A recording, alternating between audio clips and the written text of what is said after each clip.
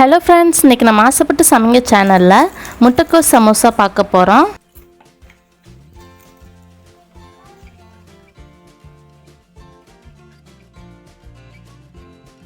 பெரிய சைஸ் முட்டைக்கோஸ் ஒன்று எடுத்துர்க்கேன். அதை நம்ம கட் பண்ணிக்கலாம்.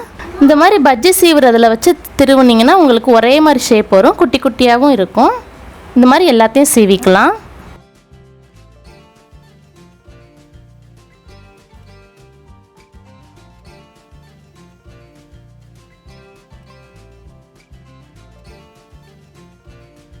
பாருங்க, இந்த மாதிரி எல்லாத்தையும் நம்ம சீச்சுக்கலாம்.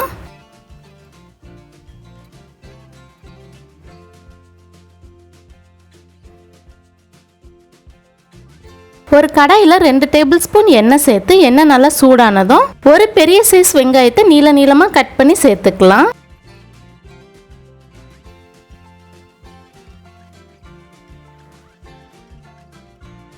வெங்காயம் லைட்டாக வதங்கினதும் நம்ம இஞ்சி பூண்டு பேஸ்ட்டு கொஞ்சமாக சேர்த்து வதக்கிக்கலாம்.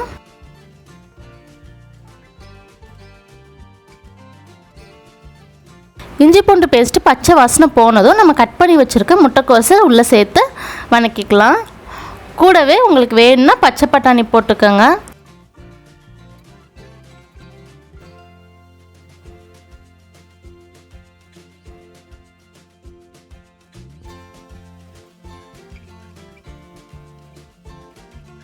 எல்லாத்தையும் எண்ணெயிலே வதக்கிடுங்க. தண்ணி சேர்க்க வேண்டாம். பாதி வெந்தால் போதும். பாதி வந்து நம்ம எண்ணெயில் போடும்போது வெந்துடும். 1/4 டீஸ்பூன் மஞ்சள் தூள், உங்களுக்கு தேவையான அளவு மிளகாய்த்தூள், 1/2 டீஸ்பூன் கரம் மசாலா, 1/2 டீஸ்பூன் கறி மசாலா. இது வேணும்னா சேர்த்துக்கோங்க, இல்லைன்னா வேண்டாம். இதெல்லாம் சேர்த்து நல்லா மிக்ஸ் பண்ணிக்கலாம்.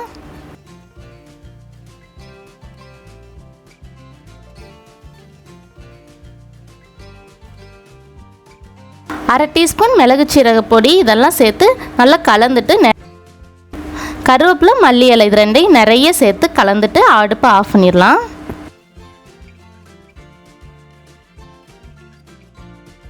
நம்ம இன்றைக்கி முட்டை உள்ளே வச்சு பண்ண போகிறோம். இது ரொம்ப நல்லாயிருக்கும். ஒரு டைம் ட்ரை பண்ணி பாருங்கள்.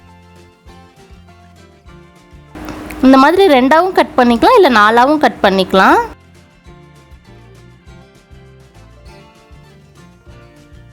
இந்த சமோசா சீட் எப்படி பண்ணுறதுன்னு நான் ஏற்கனவே வீடியோ போட்டிருக்கேன். டிஸ்கிரிப்ஷனில் வைக்கிறேன், செக் பண்ணி பாருங்கள்.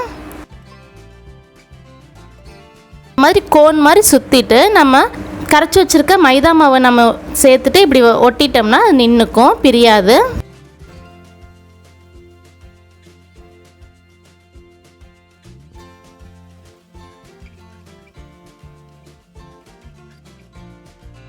பாதி முட்டையும் கொஞ்சம் முட்டைக்கோஸ் மசாலாவையும் நம்ம உள்ளே வச்சுட்டு மூடிடலாம். பாருங்கள், இந்த மாதிரி.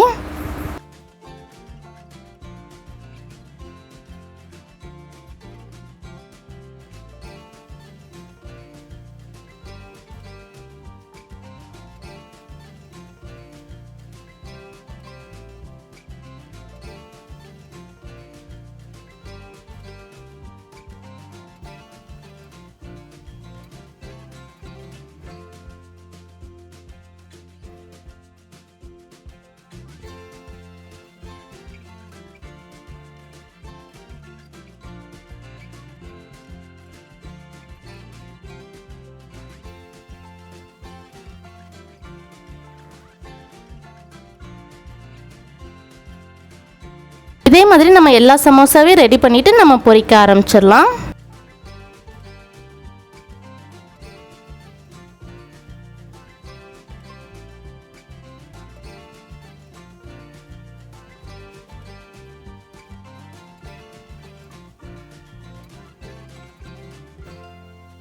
நீங்கள் இஃப்தார் டைமில் செய்கிறீங்கன்னா முட்டை சேர்க்காமல் உள்ளே ஃப்ரீசரில் ஸ்டோர் பண்ணி வச்சிடலாம், கெடாது. இந்த மாதிரி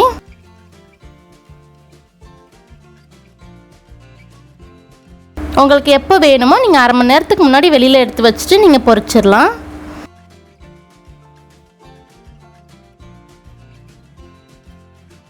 எண்ணெய் நல்லா சூடானதும் போடுங்க.